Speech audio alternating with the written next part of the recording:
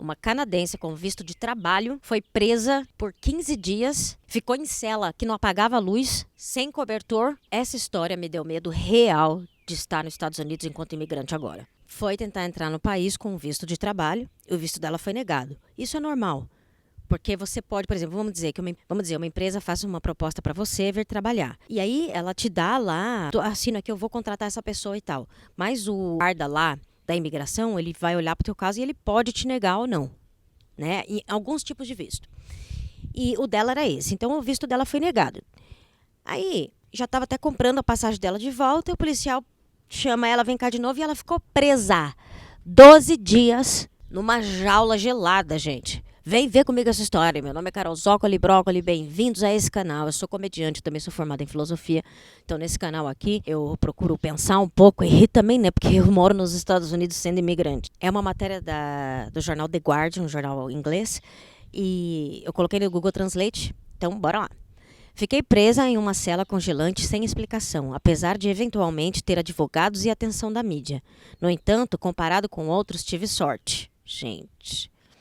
Jasmine Money, de volta a Vancouver, Canadá, após sua detenção em instalações do ICE. ICE é a polícia de imigração aqui dos Estados Unidos, por 2 semanas.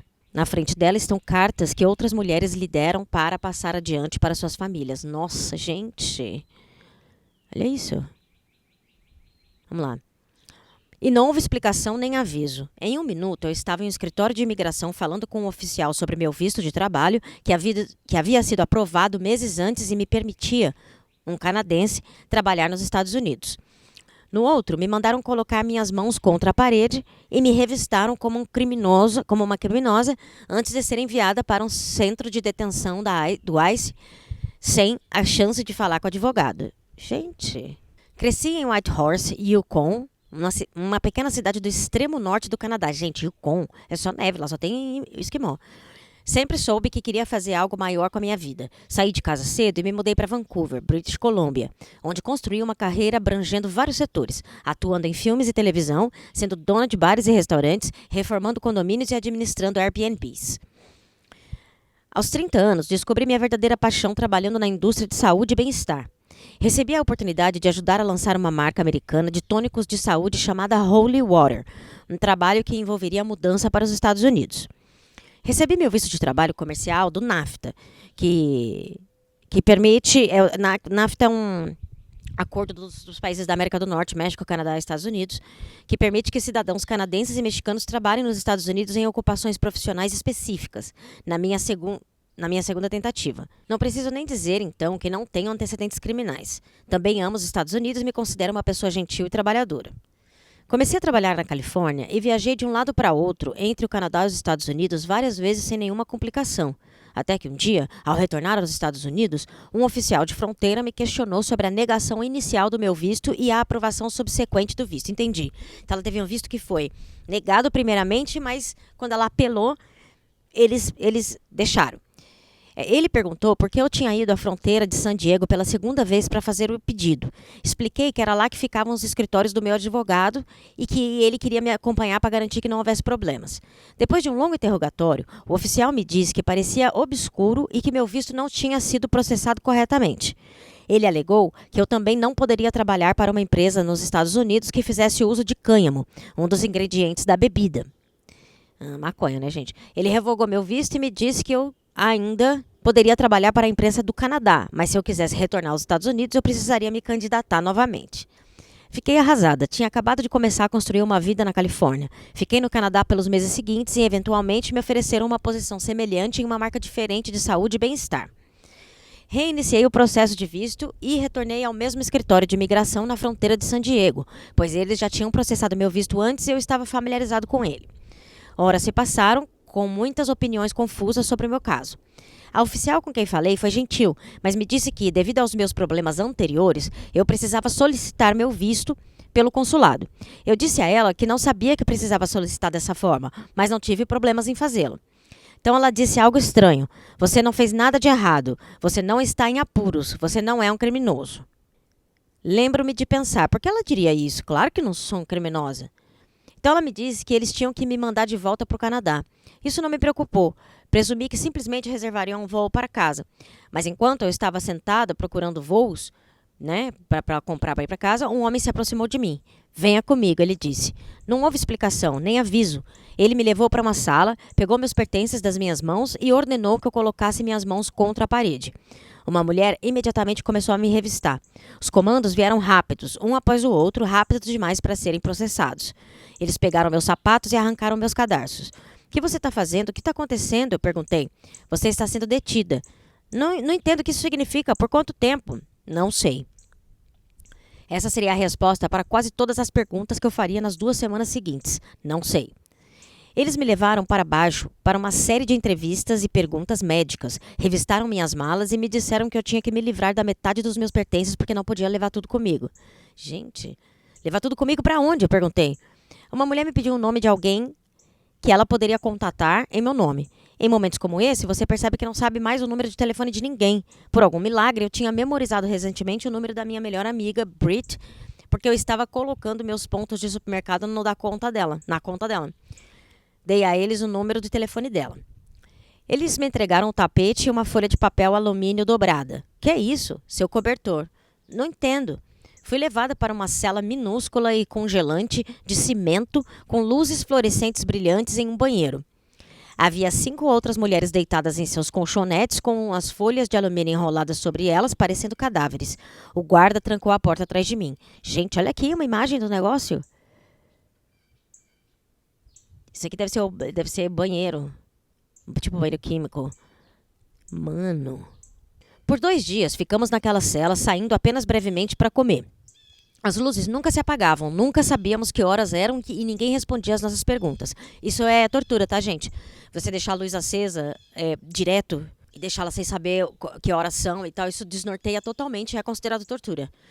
Ninguém na cela falava inglês, então eu tentava dormir ou meditar para não ter um colapso. Eu não confiava na comida, então jejuava, presumindo que não ficaria lá por muito tempo.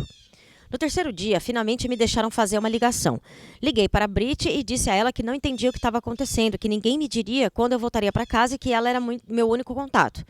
Eles me deram uma pilha de papéis para assinar e me disseram que eu estava sendo banido por 5 anos, a menos que eu solicitasse a reentrada pelo consulado. O oficial também disse que não importava se eu assinasse os papéis ou não, e isso aconteceria de qualquer maneira. Eu estava tão delirante que acabei de assinar. Eu disse a eles que pagaria meu voo para casa e perguntei quando poderia ir embora. Nenhuma resposta. Então, eles me mudaram para uma outra cela, dessa vez sem colchonete ou cobertor. Fiquei sentado no chão de cimento congelante por horas. Foi quando percebi que eles estavam me processando para uma prisão de verdade. O Otay Mesa Detention Center. Mandaram-me tomar banho, deram-me uniforme de prisão, tiraram minhas impressões digitais e me entrevistaram. Implorei por informações. Quanto tempo vou ficar aqui? Não sei se é o caso, disse o homem. Podem ser dias, podem ser semanas, mas eu estou lhe dizendo agora mesmo. Você precisa se preparar mentalmente por meses. Senti que ia vomitar. Fui levada para a enfermaria para um exame médico. Ela perguntou o que tinha acontecido comigo. Ela nunca tinha visto um canadense lá antes. Quando contei minha história, ela agarrou minha mão e disse: Você acredita em Deus? Eu disse a ela que tinha encontrado Deus recentemente, mas que agora acreditava em Deus mais do que em qualquer coisa. Eu acredito que Deus te trouxe aqui por uma razão, ela disse. Eu sei que parece que a sua vida está em 1 milhão de pedaços, mas você vai ficar bem. Por meio disso, eu acho que você vai encontrar uma maneira de ajudar os outros. Na época, eu não sabia o que isso significava. Ela perguntou se podia orar por mim. Eu segurei suas mãos e chorei. Senti como se um anjo tivesse me enviado. Então, fui colocada em uma unidade prisional de verdade. 2 níveis de celas e cercando uma área comum, como nos filmes. Fui colocada em uma cela minúscula, sozinha, com um beliche e um banheiro. A melhor parte, havia cobertores. Depois de 3 dias sem um, me enrolei no meu e finalmente senti algum conforto. Meu Deus, gente. No primeiro dia, não saí da minha cela. Continuei em jejum, com medo de que a comida pudesse me deixar doente. A única água disponível vinha da torneira conectada ao vaso sanitário em nossas celas, ou de uma pia na área comum, nenhuma das quais parecia segura para beber. Por fim, forcei-me a sair, encontrar os guardas e aprender as regras. Um deles me disse: nada de brigas. Eu sou um amante, não uma lutadora, eu brinquei. Ele riu. Perguntei se já houve alguma briga aqui. Nessa unidade? Não, ele disse. Ninguém nessa unidade tem antecedentes criminais. Foi quando comecei a conhecer as outras mulheres. Foi quando comecei a ouvir as suas histórias. Gente. Tudo porque, assim, ela estava tentando entrar no país. Eles podiam falar não e volta. Foi aí que eu tomei uma decisão. Nunca mais me permitiria sentir pena da minha situação. Não importava o tão difícil que fosse, eu tinha que ser grata. Porque toda mulher que conhecia estava em uma posição ainda mais difícil que a minha. Éramos cerca de 140 em nossa unidade. Muitas mulheres viviam e trabalhavam nos Estados Unidos legalmente há anos, mas tinham ficado além do prazo de seus vistos, frequentemente após reaplicar e serem negadas. Todas elas foram detidas sem aviso. Se alguém é um criminoso, concordo que deveria ser tirado das ruas, mas nenhuma dessas mulheres tinha antecedentes criminais. Essas mulheres reconheceram que não deveriam ter ficado mais tempo e assumiram a responsabilidade por suas ações. Mas sua frustração não era sobre serem responsabilizadas, era sobre o limo burocrático e sem fim em que estavam presas. A verdadeira questão era quanto tempo levou para sair do sistema. Sem respostas claras, sem cronograma e sem maneira de seguir em frente. Uma vez deportados, muitos não têm escolha a não ser abandonar tudo o que possuem porque o custo de enviar seus pertences de volta é muito alto. Conheci uma mulher que estava viajando de carro com o marido. Ela disse que eles tinham visto de trabalho de 10 anos. Enquanto dirigiam perto da fronteira de San Diego, eles entraram por engano em uma faixa que levava ao México. Eles pararam e disseram ao agente que não tinham seus passaportes, esperando serem redirecionados. Em vez disso, foram detidos. Ambos são pastores. Conheci uma família de 3 pessoas que morava nos Estados Unidos há 11 anos com autorização de trabalho. Eles pagavam impostos e estavam esperando seus green cards, o residência permanente. Todo ano, a mãe tinha que passar por uma verificação de antecedentes, mas dessa vez disseram a ela para trazer toda a família.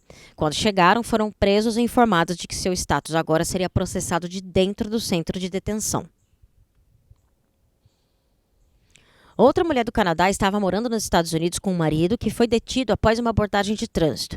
Ela admitiu que havia ultrapassado o prazo do visto e aceitou que seria deportada, mas ela ficou presa no sistema por quase 6 semanas, porque não tinha um passaporte. Quem faz recados casuais com o passaporte? Quem faz recados casuais? Isso aqui é tipo assim, quem fica andando por aí com o passaporte, isso que ela quis dizer. Uma mulher tinha um visto de 10 anos. Quando ele expirou, ela voltou para seu país de origem, a Venezuela. Ela admitiu que havia ficado um mês a mais antes de sair. Mais tarde, ela voltou para férias e entrou nos Estados Unidos sem problemas. Mas quando ela pegou um voo doméstico de Miami para Los Angeles, ela foi pega pela ICE e detida. Ela não podia ser deportada porque a Venezuela não estava aceitando deportados. Ela não sabia quando sairia. Havia uma garota da Índia que havia ultrapassado o prazo de permanência de seu visto de estudante por 3 dias antes de voltar para casa. 3 dias, gente. Ela então voltou para os Estados Unidos com um novo visto válido para terminar seu mestrado e foi entregue à ICE devido aos 3 dias em que havia ultrapassado o prazo de permanência de seu visto anterior. Havia mulheres que tinham sido recolhidas na rua, de fora de seus locais de trabalho e de suas casas. Todas essas mulheres me disseram que tinham sido detidas por períodos de tempo que variavam de algumas semanas a 10 meses. A filha de uma mulher estava ao lado de fora do centro de detenção, protestando por sua libertação. Naquela noite, a pastora me convidou para um culto que ela estava realizando. Uma garota que falava inglês traduziu para mim enquanto as mulheres se revezavam compartilhando suas orações. Orações por seus pais doentes, pelas crianças que elas não viam há semanas, pelos entes queridos dos quais elas tinham sido arrancadas. Então, inesperadamente, eles perguntaram se podiam orar por mim. Eu era nova aqui e elas queriam me dar boas-vindas. Elas formaram um círculo ao meu redor, pegaram minhas mãos e oraram. Eu nunca tinha sentido tanto amor, energia, compaixão de um grupo de estranhos na minha vida. Todas estavam chorando. Às 3 da manhã do dia seguinte, fui acordada na minha cela. Faça sua mala, você está indo embora. Eu me levantei de um pulo. Eu posso ir para casa? O oficial deu de ombros. Não sei para onde você está indo. Claro, ninguém nunca soube de nada. Peguei minhas coisas e desci as escadas, onde outras 10 mulheres estavam em silêncio, com lágrimas escorrendo pelos rostos. Mas não eram lágrimas de felicidade. Foi nesse momento que aprendi o termo transferida. Para muitas dessas mulheres, os centros de detenção se tornaram uma versão distorcida do lar. Elas formaram laços, estabeleceram rotinas e encontraram lascas de conforto nas amizades que construíram. Agora, sem aviso, elas estavam sendo dilaceradas e enviadas para algum lugar novo. Vê-las se despedirem, agarradas umas às outras, foi de cortar o coração. Gente, é uma crueldade. Eu não tinha ideia do que me esperava em seguida. Em retrospecto, isso provavelmente foi o melhor. Nossa próxima parada foi no Arizona, o Centro de Detenção Regional de San Luís. O processo de transferência durou 24 horas, uma provação exaustiva e sem sono. Dessa vez, homens foram transportados conosco. Cerca de 50 de nós fomos amontoados em um ônibus da prisão pelas próximas 5 horas, amontoados juntos, mulheres na frente e homens atrás. Estávamos amarrados em correntes que se enrolavam firmemente em volta de nossas cinturas, com nossas mãos algemadas presas a nossos corpos e algemas restringindo nossos pés, forçando cada movimento a uma luta lenta e tilintante. Gente, o que é isso? Isso fere todos os direitos humanos, gente. Os Estados Unidos virou o quê? Quando chegamos ao nosso próximo destino, fomos forçados a passar por todo o processo de admissão novamente, com exames médicos, impressões digitais e testes de gravidez. Eles nos alinharam em uma cela imunda, agachados sobre um banheiro comunitário, segurando copos Dixie de uma bebida, né? De uma bebida, um copinho de urina, enquanto a enfermeira colocava testes de gravidez em cada um dos nossos copos. Foi nojento. Ficamos sentadas em celas congelantes por horas, esperando que todos fossem processados. Do outro lado da sala, uma das mulheres de repente avistou seu marido. Ambos tinham sido detidos e agora estavam se vendo pela primeira vez em semanas. O olhar em seu rosto, puro amor, alívio e desejo, foi algo que nunca esquecerei. Estávamos exaustos. Eu me senti como se estivesse alucinando.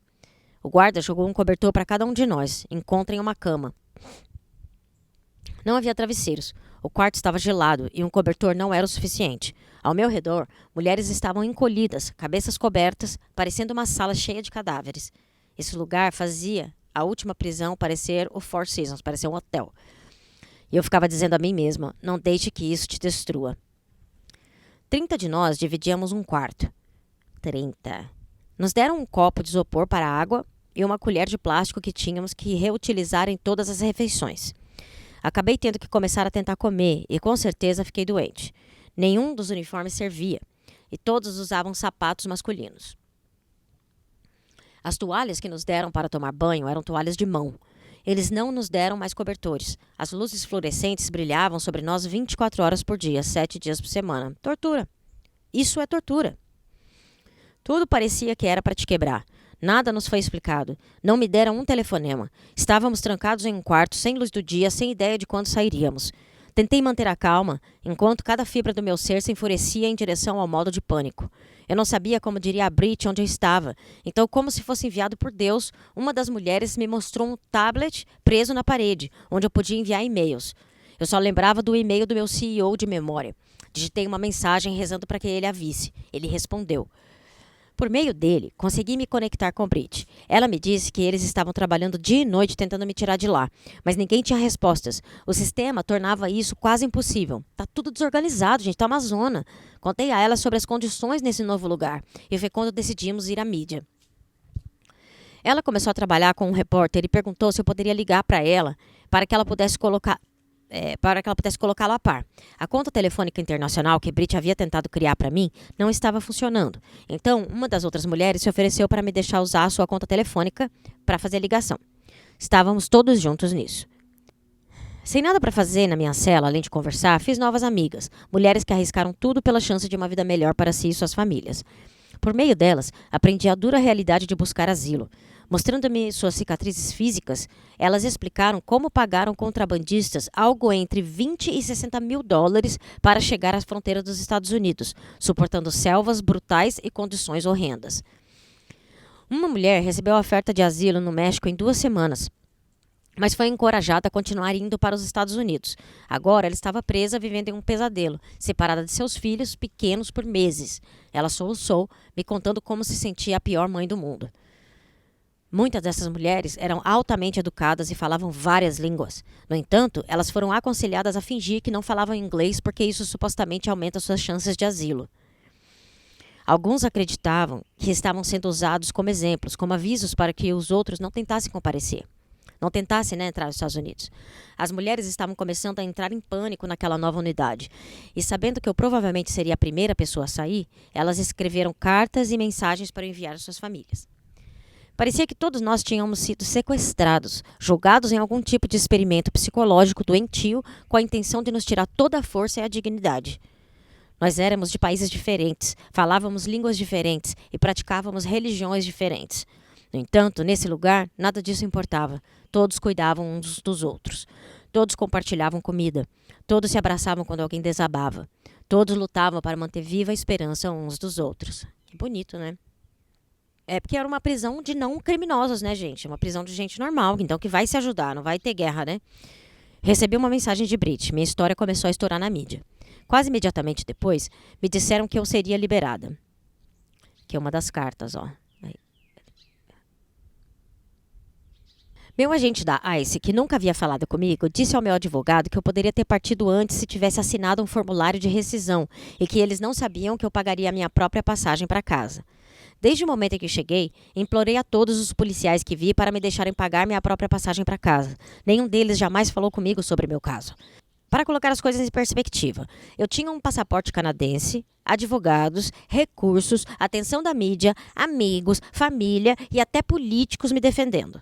No entanto, ainda fiquei detida por quase 2 semanas. Imagine como esse sistema é para todas as outras pessoas ali. Um pequeno grupo de nós foi transferido de volta para San Diego às 2 da manhã. Uma última viagem de carro, mais uma vez acorrentada. Fui então levada para o aeroporto, onde 2 policiais estavam me esperando. A mídia estava lá, então os policiais me fizeram entrar por uma porta lateral, tentando evitar que alguém me visse algemada. Fiquei mais do que grata por, no mínimo, não ter que andar pelo aeroporto acorrentada.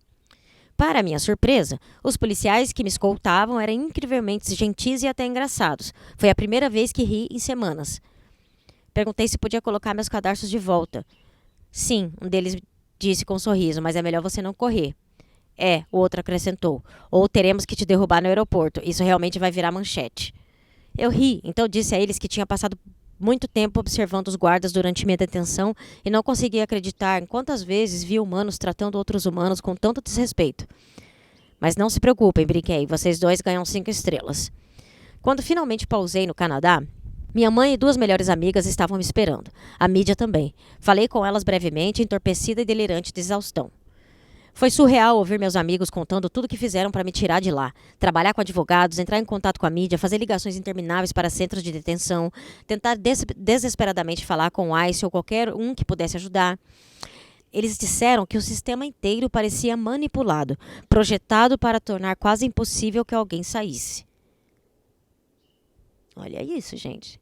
A realidade ficou clara. A detenção na ICE, né, na imigração dos Estados Unidos, não é apenas um pesadelo burocrático, é um negócio. Essas instalações são de propriedade privada e administradas com fins lucrativos. Empresas como a Core Civic e a Geo Group recebem financiamento do governo com base no número de pessoas que detêm, e é por isso que fazem lobby por políticas de imigração mais rigorosas. É um negócio lucrativo. A Core Civic ganhou mais de 560 milhões de dólares com contratos com o ICE em um único ano. Em 2024, a Geo Group ganhou mais de 763 milhões de dólares com contratos com a ICE. Quanto mais detentos, mais dinheiro eles ganham. É lógico que essas empresas não têm incentivo para soltar pessoas rapidamente. O que eu tinha experimentado estava finalmente começando a fazer sentido. Esta não é apenas a minha história. É a história de milhares e milhares de pessoas que ainda presas em um sistema que lucra com o sofrimento delas. Estou escrevendo na esperança de que alguém lá fora, alguém com o poder de mudar tudo isso, possa ajudar a fazer alguma coisa. A força que testemunhei nessas mulheres, o amor que elas deram, apesar do sofrimento, é o que me dá fé. Fé de que não importa o quão falho seja o sistema, quão cruéis sejam as circunstâncias, a humanidade sempre brilhará. Mesmo nos lugares mais sombrios, dentro dos sistemas mais quebrados, a humanidade persiste. Às vezes, ela se revela nos menores e mais inesperados atos de gentileza. Uma refeição compartilhada, uma oração sussurrada, uma mão estendida no escuro. Somos definidos pelo amor que estendemos, pela coragem que convocamos e pelas verdades que estamos dispostos a contar. Muito bonito, né? Foi ela mesma que escreveu, né? Muito bonito. Foi ela mesma que escreveu, né, pro jornal. Uma história, gente, bizarra. Eu tô com medo real, assim. Eu tô com medo real. Já fizeram isso com turista alemão. Tem um monte de turista acontecendo isso. Vários países estão emitindo nota para a população não ir para os Estados Unidos. Porque se eles encanam com o teu visto, mesmo que seja de turista, eles te prendem. Porque os guardas também do ICE, eles estão com uma cota. Agora eles têm cota de imigração, porque o Trump tem que mostrar serviço, entendeu? E esse negócio também. Sempre tem o dinheiro atrás. Sempre tem alguém lucrando atrás. Né? Mas, gente, vamos torcer que assim, eu pretendo sair daqui em junho. Bom, se eu tô saindo, eles não vão me prender, né? Espero que eles fiquem felizes. Eu fico por aqui. Eu sou a Carol Zócoli Brócoli. Dá um like e se inscreva. E vamos chegar nos 100 mil, fazer o Proconverso crescer.